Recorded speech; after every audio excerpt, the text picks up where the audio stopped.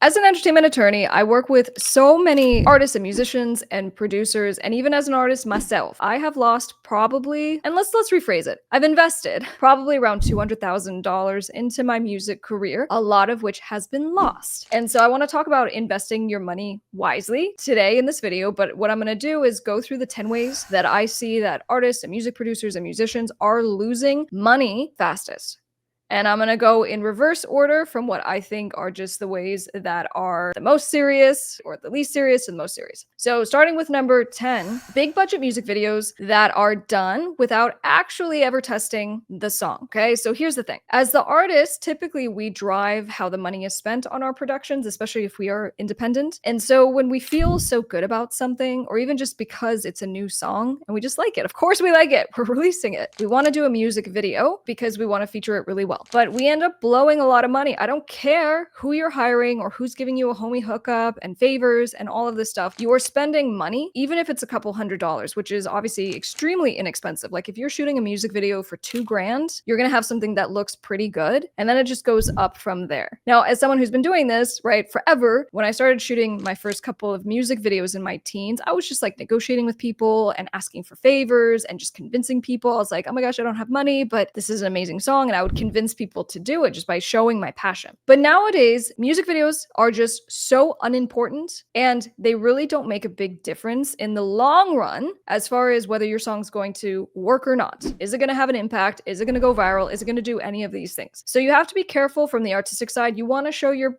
creativeness and do videos, but there's ways to do it that keep it inexpensive, but you have to make sure that the song has some kind of testing before you move in and do a full-length music video. So how do we test the song? You can do soft releases of the song before they even, before you put it on music platforms. Release it on SoundCloud, release it on YouTube, right? So just these, we call them soft releases. So you can get a sense of if people are responding. Are they freaking out about it? Are they like, oh my gosh, when are you going to release this? It doesn't have to go viral, but to at least do some kind of market research to see how people are reacting. And if they are reacting, if the song does go viral, or if you otherwise just think it would be a good investment, at that point, let's do it. So test the song first. And number 9 on ways that I see that artists are losing money fast is they're not utilizing studio time very effectively. So, we were even kind of chatting about this today for one of my student huddles where we kind of get together and talk about what everyone is doing. And someone was mentioning that, she had gone into a session and she was like, we were in there for a couple hours and we came out with nothing.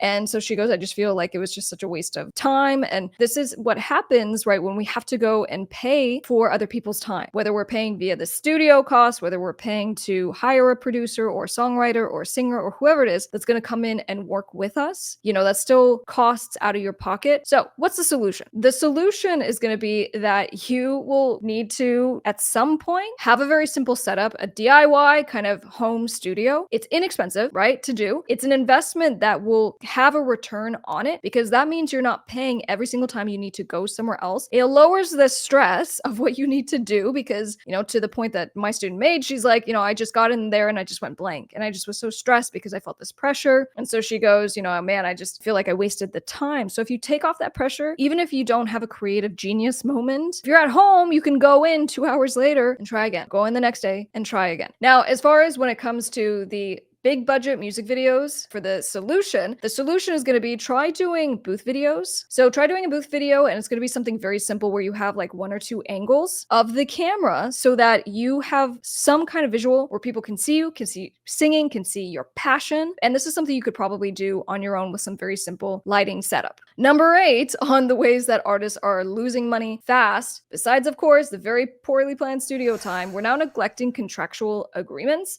So let's talk about this for a second. When you do any kind of deal, people are failing to negotiate these in a way that helps them to just make money and survive. So what I mean by this is, if you and I are kind of doing a song together and I'm like, you know what, money's really tight. You're a producer, you're an artist, and I want you to collab with me.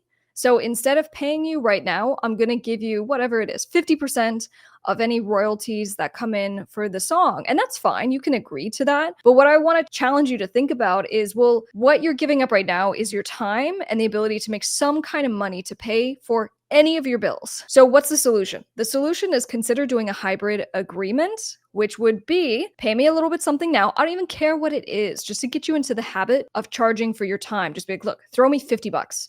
Throw me 200 bucks. And so have some kind of nominal amount that is paid, which is now in your pocket, and you can use it to actually pay your living expenses, but then also agree to the back end. Who knows? Maybe the song blows up. You do want to have profit participation. So that's how we don't neglect contractual agreements in the actual negotiation of them. Right? Let's try to actually put monetizing ourselves and our services up front so we get paid something. Now, the seventh way in which I see artists losing a ton of money unnecessarily is that they are overlooking royalty collections, meaning they're not going and actually registering their music on all the platforms that you need to register it on. I'm going to tell you where you need to go. I'm going to tell you what you need to do. Get out your pen and pad. Here's the list. You distribute your music through your distributor to get it on music platforms. That's how you get paid your royalties. So when the music platforms pay the monies out, they pay it to your distributor, and then the distributor pays you. All right, so set that aside. You have the music, you're getting paid your royalties through the distributor. Well, besides that, you need to still go and register your music through a performance rights organization, which if you are in the United States is going to be BMI or CSAC. Either one is totally fine. I even have a video on this channel discussing the differences between them, but at the end of the day, either one is literally fine. They do the same thing. Now, if you're not in the United States, you might be in the UK, right? The PRO, the Performance Rights Organization for you is PRS. So the point just being it's different per country. You still need to go register your music with your performance rights organization. So we have the distributor, we have the PRO, and then we're going to have, again, if you're in the United States, it's called the Mechanical Licensing Collective. This is a place you have to register your music to get paid your mechanical royalties. And the other one is called Sound Exchange. Sound Exchange is where you get paid your royalties for non-interactive streaming of your music, which is like SiriusXM and Pandora. And the great news about Sound Exchange is that any money that's been collected on your behalf, you can go and collect as soon as you register. I think for like the other platforms, it's once you register, that's when you start getting paid moving forward. But my understanding for sure with Sound Exchange is that they do collect everything. So, when I did this forever ago, I still hadn't, I'd been distributing music for years and I went and registered and they're like, hey, here's like 600 bucks. So it was pretty cool. So there's probably money waiting for you on one or all of these platforms. So please go and do that. And then as an extra pro tip, make a note about Song Trust. So, I was saying if you register like in the United States on BMI, well, your question might be, well, how do I collect my performance royalties in the other countries? And the answer is that you can go through Song Trust, which is similar, but they collect everywhere else. So that's your list. You don't need to do it all. Okay. Just have the list and start registering your music, please. That way you don't leave money on the table and you're not going to be an unnecessarily broke musician. All right. So moving on. If you're finding this video helpful, please give it a like. It helps just to push out the video so other people who need help will see it and also be able to get some assistance. Number 6 on how artists and producers are just wasting their money is ineffective marketing strategies. Now, let's be clear about this. What I'm talking about is you get excited and you are self-help geared enough to go and watch a video on how to set up like a Facebook ad or an Instagram ad or a TikTok ad. I love that. That's great. But you are, let's say, pushing a ton of money into marketing stuff that doesn't work or into marketing a song that has not been doing well organically. Because remember, you go back to something that does well organically. Great, let's go in, let's pour gas on the fire. There's no fire, honey. What are you doing? And I had to learn this lesson as well. Okay, because I had this big thing and I was like, man, if only I got like $100,000, from an investor, I would be able to push my music out to just millions of people, which is true. You can dump 100 grand into Facebook ads and just be seen by millions of people. And that would be the thing that launched my career. And, I just had this big dream. Well, I finally decided, I was like, I'll be my investor. So I started to test ads and I would do things like maybe 200 bucks and I'd do ads on like Facebook. I'd do ads on YouTube and, it'd be cool because I would be able to find similar audiences and I really started to figure out how to market my music. But what I found after doing, like 5 or 8 different campaigns, I was like a couple $1,000s into this. And what I realized was that it wasn't necessarily converting. The ads were getting pushed out, new people were seeing it, but they weren't necessarily coming over to Spotify and following. Do you see what I'm saying? So when it comes to dumping money into something, you have to make sure that you have a conversion tactic and like if people are going to see this, is there a call to action? And then also don't dump money into something that or you don't know that people love or that people are excited about. So that's how when you're doing organic posting and you have something that picks up and is getting a lot of comments and is getting shared and stuff like that, that's the time you should probably invest into marketing and paying for ads. Until that point, don't waste your money because you have to do the work to figure out the content. So number 5 on the way that artists are wasting their money is that they're not actually working on the music marketing. All right. So now, as the add on to what I was just kind of talking about, there's the other group of people and the majority of independent artists, independent producers who aren't doing much of anything with their music marketing. And what I mean, because, you might be like offended when I say that. You're like, what are you talking about? I do post once a month. What are you talking about? I do post once a week. What are you talking about? I post once a day. Well, what I'm saying that like you as a music marketer to really get your stuff out, why aren't you posting 2 times a day? Why aren't you going live every other day? Like, why is the bar where it's at right now for you as far as what's acceptable? If you're telling me that you want to be full-time with your career, if you're telling me that you think you want to be making $10,000 a month, I'm telling you the bar is very different in order for you to make money, which is what I want for you. If you're not working on your music marketing, the key to your success is that you have to shift that because we need to get audience. The key to everything that you want, from streams to people coming to your shows, to people buying merchandise, to making this a full-time thing, is that you have an audience that's like rabid for you. They love you. But that requires that you have to show up all the time on social media. The other piece of this as well, when it comes to a lot of people go, well, then what's the solution? The solution is probably you need a marketing schedule and then you have to stick to it. But, I've put together a free marketing schedule. It's within my free Jumpstart Music Business training, which is linked down in the description of this video. But there's a free schedule that I used to kind of get started, and it will be a great guide for you. But I also have other stuff in there like a split sheet and some other great information. As the wrap up, let's make sure we're actually posting and let's try to make sure that we are doing something with the audience that we have. You don't have to have a huge audience, but you need to make sure, get them on an email list. Be like, hey, go follow me on Spotify. Be very proactive with what you're doing, and it will result in you actually making money. Okay, it's the long game that we're doing here. Number 4 on ways that artists are losing money very fast. They're neglecting their health. Now, I say this because I have personally struggled with health stuff and had like these blackout periods in my life where like for a year or 2 years, my life was over. I was like living in a bed. It was just not so good. And it wasn't because I wasn't taking care of my health. It was because I was doing things that led to drastically bad results for me. Or I otherwise didn't know I had underlying health issues. So for me, I just speak from personal experience on this, but in the less extreme kind of realm, if you feel like crap, you're not going to work very hard. So here's the solution. 2 things. One is diet, which is cut out the crap. Someone said this really well, and they're like, if you go to the grocery store, go around on the outside for like the fruits and the meats and the fresh stuff. Stay away from processed crap. Don't get junk food. Like, just cut it out. Like, you have to kind of grow up and be like, I really want to make $1 million. And a person, who makes millions of dollars doesn't get sick and doesn't feel, crappy and all this stuff. So I'm just going to really try to do this because at the end of the day, like, none of us are perfect. And it's just about doing better so you can feel better. Number 2, though, is sleep. So here are all my tips for like why I sleep and have a coma every night. I can't even tell you how well I sleep. And it was not this way before, okay? So a couple things that I do. Number 1, I cut out sugar, white sugar. I swear that was the biggest change. When you cut out white sugar, you will sleep so much better. But other tips, wear blue blocking light glasses. So they're like yellow glasses, and wear those a couple hours before you go to bed. Whether you're watching TV, which you really shouldn't be because all the fluorescence coming off, it's not great. But at least wear the glasses to block the blue light because the blue light goes into your eyeballs, goes into your brain, and wakes you the F up. If you're on your phone, if there's any screen anywhere, fluorescence, they're going to wake you up. And then, like, I would say, if we're going to sleep, have magnesium. Magnesium will just calm you down. It helps with anxiety. It helps you to sleep. Wear eyewear, okay? No lights in the room. The light, when it touches your skin, even like, the small lights from like the TV coming off and stuff, when it touches your skin, it wakes you up.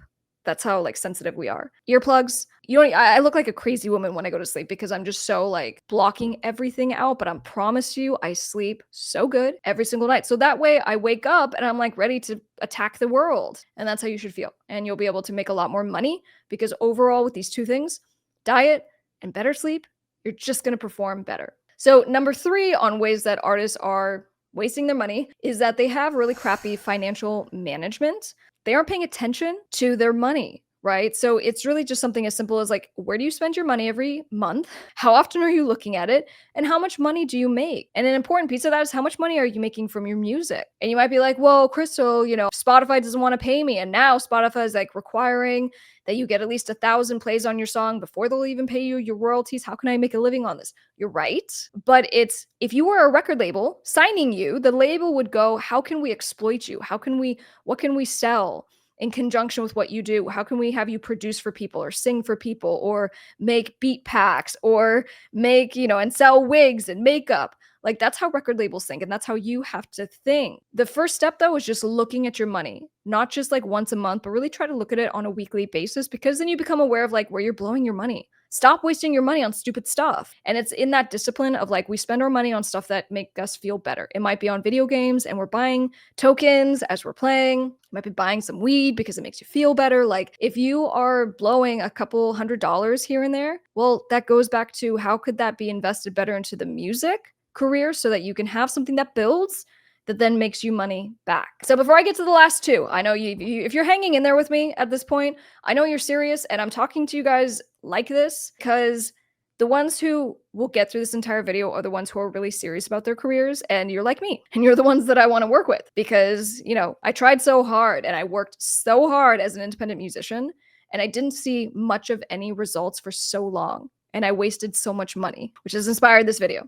Second to last, as far as, what I think are the two most important things of what you need to know when it comes to how artists and producers are just blowing money. Legal counsel. As soon as you have anything that is notably good, there's going to be a contract involved with it. If there's a contract involved, you can't trust yourself to know what it says because contracts are inherently written by lawyers and they have legalese in them. They're not meant for you to even understand what they are. Half of the attorneys who read the stuff anyway probably wouldn't even understand what they mean because you also have to be in the industry as an entertainment attorney or a music attorney to know what industry standard is, to understand like when someone just puts something in a contract that shouldn't even be there, to know that it shouldn't be there and has to come out. So having an advocate who can protect you is really, really worth the loss of money that's going to happen if you don't. And so, if someone's like, oh, I don't want to hire an attorney because it's going to cost me like, let's say $800. $800 to get your contract reviewed, revised, negotiated, whatever. That's a lot of money. What happens, and I've done this for almost 10 years, what happens is that when there's a problem with the contract, and it's really important because it's your music, it's your career, it's your life, you go back to that attorney and you go, I need help. And then it ends up costing you $10,000 because you're fighting about it. And it takes weeks and it takes months and you have no choice. Having someone to kind of protect you upfront is how you're going to avoid losing money on the back end almost every single time. Before I give you the number one, as far as how artists are losing money fast, of course, give this video a like. But if you do need help, I'm looking for people who have the same kind of mindset as me, as far as they are close in what they're doing. They have a brand. They just need some direction. And they feel like maybe the next step for them is that they need to be signed to a label. That's usually the person that I'm working with. They have something already and they just need help kind of getting to that next step. So if you want to apply to work with me, I'm not going to be your manager, but I'm the next best thing. So you can go to topmusicattorney.com and you can apply to work with me. Number one on how artists are losing money really fast is that they give up too soon. And they give up before figuring out how to actually monetize themselves. So back to my earlier point about the difference with like a lot of artists and record labels, it's just that the record label person is thinking through how do we make money and how do we exploit Joe? Well, Joe, I need you to figure out how to exploit yourself because it's not just about music. You need to have good music. That's the thing that brings people in, that gets them to fall in love with you, but also how much you're posting on social media gets people to fall in love with you, the person. And then when you have a committed following, they'll be the ones that really want to not only support you, but they want to consume your stuff. So you do a quick drop of 100 shirts and you make $3,000. Or Jane, start your makeup line. Like all of these things compound. And this is how artists, like Queen Herbie, you have the Tom McDonald's, you have Snow the Product, you have all of these artists who have stayed independent and they have millions of followers. And they're doing so well because they figured out the music business can work for you. And you have to make it work by first understanding the music business. You need to stop wasting your money on stupid crap. Even back to the music marketing thing. You're hiring PR companies because you're like, oh my gosh, I just want to be a big star and I think someone else is going to do it for me. No, you have to do it for yourself. You can learn techniques. You have to learn techniques and try things, but you can make this happen. You can make serious money. And for me, the bottom line is like, why aren't you making 10 grand a month? Let's get you to $100,000 annually. And then we go from there. I'm top music attorney, Miss Krystle. I hope you guys found this video helpful.